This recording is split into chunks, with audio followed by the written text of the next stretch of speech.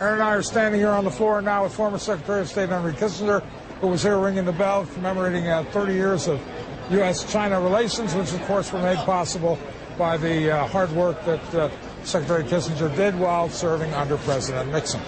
We welcome you, sir. Thank you very much for being with us. Good to be here. The obvious first question is the situation in Gaza. It's an area of the world you have worked very hard on. What is your view? How serious is this?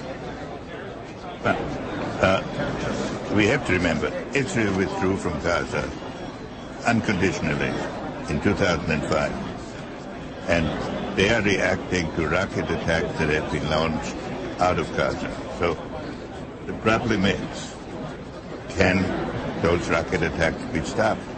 And then they will have to stop their military operation. It's a complicated situation, but it's one that I believe will be solved, because if peace is to evolve in the Middle East, Israel has to take its responsibilities, but the moderate Arab nations have to take responsibilities for the conduct of Israel's neighbors. Do you believe that this is, some people say that everything will stop a few days before the Obama the inauguration, that this is all very politically motivated? Do you think that's true? I think it's a continuing process. The fundamental problem is, can Gaza conduct itself in a way that it is not a military threat to Israel? Then there will have to be a negotiation eventually, and soon, between Israel and the Palestinians about an overall peace settlement. What do you think the most important thing is for Barack Obama? Obviously, you're here to talk about the anniversary for U.S.-China diplomatic relations, but if you had to say this is going to be the country or the conflict or the place that will define the Obama administration, what would it be?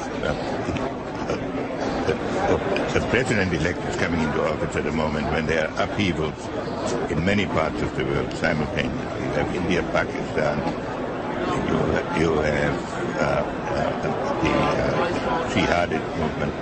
So he can't really say there is one problem that is the most important one. But he can give a new impetus to American foreign policy, partly because the reception of him is so extraordinary around the world.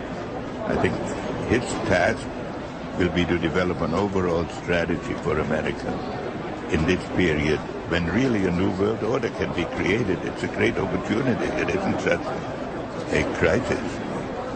Are you confident about the people President-elect Obama has chosen to surround him? Because he does not have a great deal of experience. No, he has appointed an extraordinarily able group of people in both the international and financial field.